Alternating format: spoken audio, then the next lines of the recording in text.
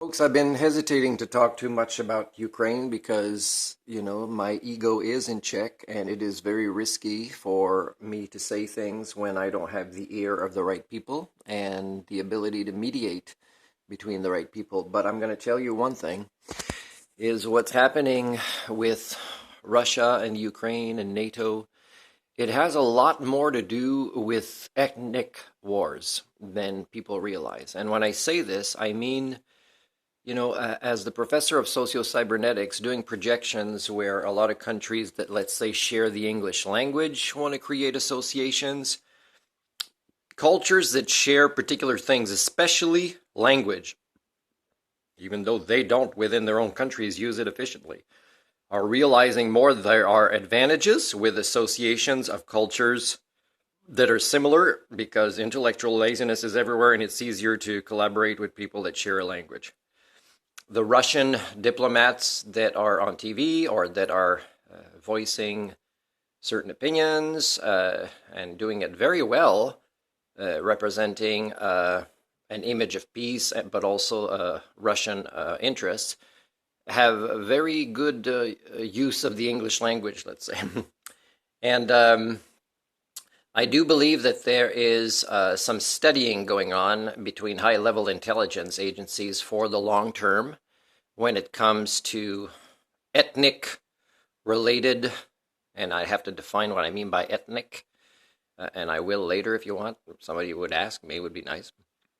Is there are things happening in the future that we can't stop related to drinking water, energy shortages, mass migrations, climate change, redneck communities everywhere around the world turning against the governments that they have, who are also pretty much same levels of redneckism as them, without having anybody to replace them or take over to do any governing.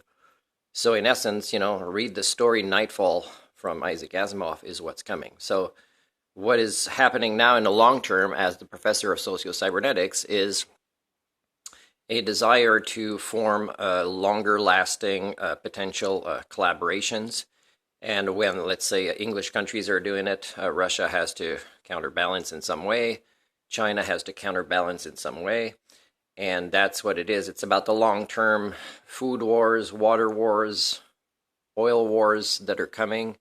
And it's all based, again, on the collective redneckism that you all have, no exceptions, including your intelligence agencies or who you might think are your smartest people to project things in the long term, which again avoid the very concept of your maturation as a species. There's a way for you guys to all benefit in getting together and admitting HSD and admitting that you have to work together for the benefit of all. Something that you think you already do and you don't, and something that just this one thing makes it cruel for each new parent of the world to have a child.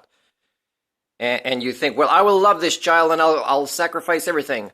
Well, no offense, but you sacrificed your child already having your child because of what's coming and the ignorance that you have about what's coming and thinking it's okay to bring a kid in the world when there are things that cannot be stopped that are on the way. Is yes, there is really no differences between you, even different ethnicities. You all suffer from the same flawed thinking. That is your common ground.